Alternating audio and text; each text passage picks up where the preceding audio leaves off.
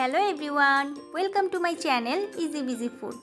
আজকে আপনাদের তৈরি করে দেখাবো কিভাবে খুব সহজেই বিফ বিরিয়ানি রান্না করা যায়। প্রথমেই আমরা একটি পাত্র নিব। পাত্রেতে কিছু পরিমাণ তেল নিব।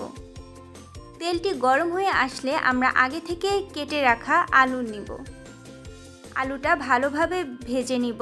যখন ব্রাউন কালার হয়ে যাবে তখন একটা পাত্রে আলুগুলো তুলে নিব। এ পর্যায়ে আমরা সেই আলু ভাজা তেলের মধ্যেই 1 কেজির মতো বিফ নিয়ে নিব। বিফের সাথে অ্যাড করব পেঁয়াজ কুচি, এলাচ, দারচিনি, লবঙ্গ ও তেজপাতা। সাথে অ্যাড করব 3-4 চামচ আদা রসুন বাটা এবং পরিমাণ মতো লবণ। আমি এখানে প্রাণ বিরিয়ানি মশলা অ্যাড করেছি। আপনারা চাইলে অন্য কোনো বিরিয়ানির মশলাও ব্যবহার করতে পারেন। মশলাগুলো মাংসের সাথে খুব ভালোভাবে মিশিয়ে নিব। এরপরে কয়েকটি কাঁচামরিচ দিয়ে মাংসটা ঢাকনা দিয়ে ঢেকে দিব। এরপর চুলাটা অন করে দিব।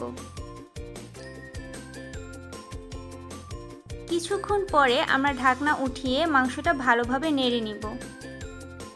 এই পর্যায়ে মাংসের সাথে অ্যাড করব আগে থেকে ভেজে রাখা আলু। আলুগুলো মাংসের সাথে খুব ভালোভাবে মিশিয়ে নিব। মাংসটা যখন কষানো হয়ে যাবে তখন আমরা কিছু পরিমাণ পানি অ্যাড করে দিব যাতে মাংসটা খুব ভালোভাবে সিদ্ধ হয়ে যায়। এখন ওয়েট করব মাংস থেকে এক্সট্রা পানি শুকানো পর্যন্ত। এ পর্যায়ে আমরা আগে থেকে ধুয়ে রেখে পানি ঝরানো চালগুলো দিয়ে দিব মাংসের মধ্যে এবং মাংস আর চাল খুব ভালোভাবে মিক্সড করে নিব। এরপরে আমরা এখানে ফুটন্ত গরম পানি ব্যবহার করব। আমি চাল ব্যবহার করেছি 3 কাপ। এর জন্য সেই কাপেরই 4.5 কাপ পানি ব্যবহার করেছি এবং ভালোভাবে মিক্সড করে নিব।